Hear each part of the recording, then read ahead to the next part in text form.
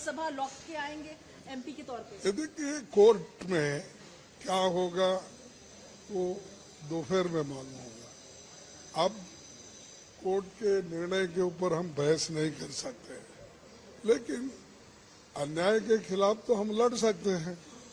तो हम लड़ रहे हैं सरकार के खिलाफ, और सरकार ने जो अदानी के घोटाले में फंसे हैं वो ये नहीं चाहते कि यहाँ पर जेपीसी बिठाए और जेपीसी के ओर से इसकी तनकायत यानी इंक्वायरी हो, वो नहीं चाहते।